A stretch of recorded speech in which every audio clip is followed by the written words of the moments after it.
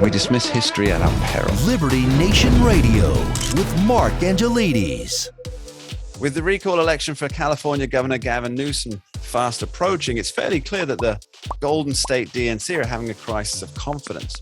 They're urging Democrat voters not to answer the second question on the ballot. They've released an army of champagne socialists from Tinseltown to drum up support, and even flirted with the idea of having VP Kamala Harris stump for the embattled governor. How desperate must they be? But what does this mean for residents? What does it mean for Golden Staters that have a chance to effect actual change in the West Coast haven of progressive idealism? Perhaps more importantly, so goes California, so goes the nation. Could this be a signifier of America's frustration with the unaccountable elite? Well, no one has followed the story closer than Liberty Nation's national columnist and national treasure, Sarah Cowgill, a biting and brilliant wit with a mind to match. Welcome aboard, Sarah. Wow, what an introduction. I think I might have to take a moment and compose myself before I come back. Well, I'll ask the question. You take your moment. So let's cut to the chase. All right, go ahead. Shoot. What do the numbers say? Is there a realistic chance that Gavin Newsom could be panhandling in Sonoma and Napa by the end of the month? Yes, absolutely. The thing is, they haven't done very many polls, and that's okay. Not to sound conspiracy. That is indicative here of itself that they haven't done that many polls. You're absolutely right. They have not done. They've done a handful of polls in this time frame where, in 2003, it was poll after poll after poll after poll. 2018, poll after poll after poll after poll. They haven't done it. There's just a handful. And I think it's because the news is bad.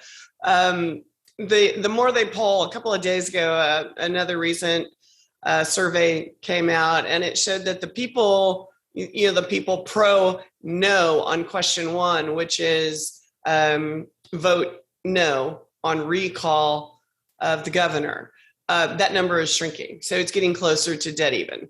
And basically, statistically, it's dead even.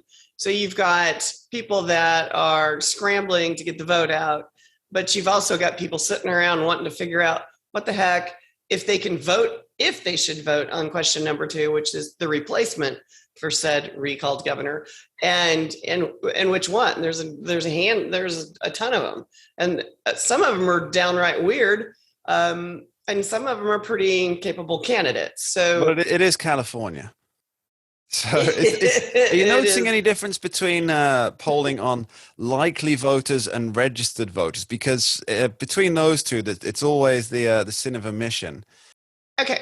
Just recently, LA Times came out with, they're keeping track kind of how many people are voting, how many ballots are in. And the ballots in so far are 2-1 Democrat returned ballots. Of course, they can't open them yet and say, oh, they're voting for this or they're voting for that, but they're counting the numbers and they're coming in from Democrats. But on the other hand, what's kind of terrifying to Democrats is that the massive amounts of Republicans who want to vote and are going to vote and have a ballot, they think they're sitting on the ballots because they're trying to figure out how to answer the second question.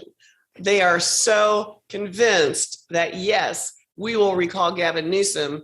And this is coming from Republican leaders in California. They are so convinced that the recall will be successful that that second question is dramatically more important to them, obviously, than any Democrat. Well, let's talk about these California conservatives. Now, that they're a belabored bunch at the best of times. They go into statewide elections with little hope of affecting any change whatsoever. Now, this recall, I think it will come down to one thing, that's turnout.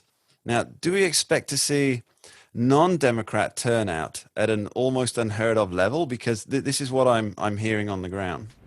Yes, that you will see a huge amount of people with R on the side of their name coming out. And you're also going to see independents that have kind of had it up to their eyebrows with the antics of this administration.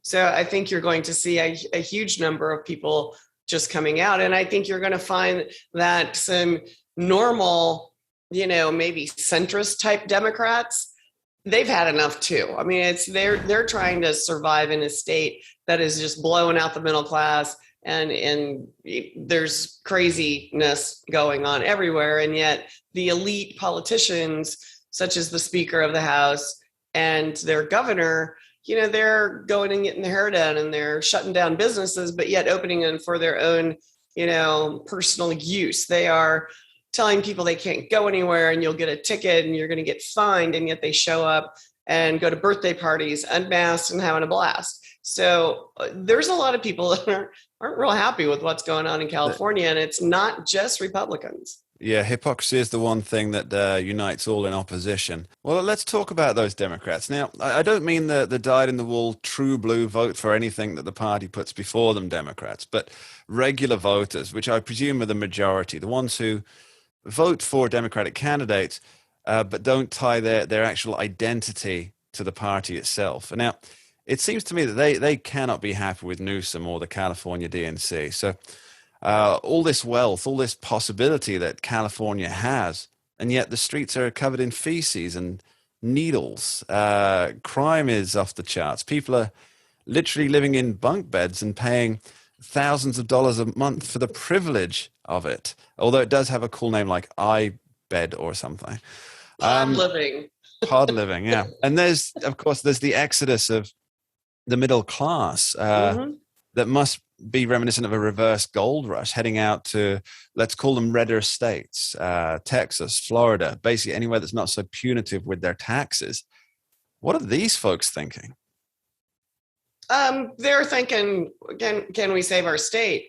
They have to be thinking that. I mean, they've got to be loyal. If you grew up in a state such as California, you remember the glory days. It's a beautiful place. I spent a lot of my summers during college in San Francisco. It was the most beautiful, just amazing city I had ever been in. And so with I wanted flowers to go. in your hair, no doubt. No, I was on the pier eating clam chowder and having sourdough bread. But there's so many beautiful things about that state. The domestic product there is huge. They can't afford for this state to go under, to continue to go under. And so I think they're looking around going, how do we find somebody who, even if it's temporary, even if it's for the next 2 years, maybe the next 6 years, how do we find that person who is going to be a little more hardline socially and a little less punitive on the economic side? And there's a lot of Democratic business owners out there. It's not just Republicans struggling, but like you said, the middle class is bailing out right and left. They're heading to Texas. Some are heading into Arizona. Arizona was getting a little bluer, if you noticed. But I think if you really have some serious, I've lived there forever ties and generations of family, they want that place cleaned up. So that's another a sect of people that are influential and can cross that line. Sarah Cowgill, thank you ever so much. Thank you. It was fun. Stay tuned. Right after this short break, we're talking liberty with Scott D. Cosenza. Texas is now the focal point for the pro-life war, and owning a gun just got a whole lot easier for the constitutionally minded. Don't go anywhere. We'll be right back with Liberty Nation Radio here on the Radio America Network. Coming soon. We dismiss history at our peril. Liberty Nation Radio with Mark Angelides. Who are we? We are Americans that believe in liberty. We are a project of the nonprofit One Generation Away. We are patriots who apply the founding principles to the issues of today. And they keep moving the goalposts on us. We are educators and commentators who love America and the Constitution. Who are we? We are Liberty Nation.